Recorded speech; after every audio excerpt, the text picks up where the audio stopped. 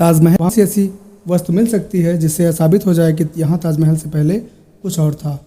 इस तरह की एक जनहित याचिका PIL हाई कोर्ट की लखनऊ बेंच में दाखिल की गई थी। कोर्ट ने खारिज कर दिया था। ताजमहल को लेकर जितने मुँह उतनी बातें। किसी का कहना है कि ताज के तहखाने में कमरे हैं और कमरे के अंदर कुछ छिपा कर रखा गया है।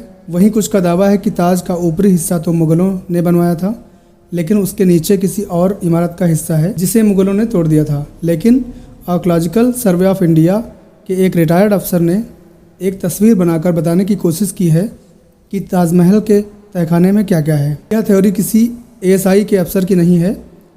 इसके पीछे central building research of India Roorkee की कई जांच रिपोर्ट भी शामिल हैं। यह रिपोर्ट साबित करती है कि ताज के ग्राउंड लेवल से लेकर 88 मीटर की गहराई तक सिर्फ मिट्टी, कंकड़ और पत्थर की बुनियादें हैं। ताजमहल एंड इट्स कंजर्वेशन किताब से होता है तहखाने का खुलासा। ताजमहल एंड इट्स कंजर्वेशन किताब के पेज नंबर 85 से लेकर 90 तक के ताजमहल की बुनियाद के बारे में बताया गया है। यह पेज नंबर 86 की ताज की बुनियाद का डायग्राम दिखाते हुए बताया गया है कि कैसे 4 लेयर में अलग अलग मटेरियल से ताज की बुनियाद भरी गई है। किस मटेरियल की परत कितनी मोटी है यह भी बताया गया है। जैसे सबसे पहले ईंट की चिनाई है। ईंट की चिनाई 10 मीटर है। उसके बाद दूसरे नंबर पर चिकने पत्थर जो गंगा और यमुना नदी में पाए जाते हैं, उसको बुनियाद में बने कुओं में चिना गया है। चिकने पत्थरों की चिनाई इस तरह से जगह देकर की गई है कि अगर बुनियाद में यमुना का पानी आ जाता है तो वो कुओं के अंदर चला जाए। हर कुएं के बीच 3 मीटर मोटी ईंट की दीवार है। इसके बाद 13.2 मीटर की मोटी चिकनी मिट्टी भरी गई है। एक बार फिर रेत के साथ मिलाकर चिकनी मिट्टी को 9.2 मीटर तक भरा गया है।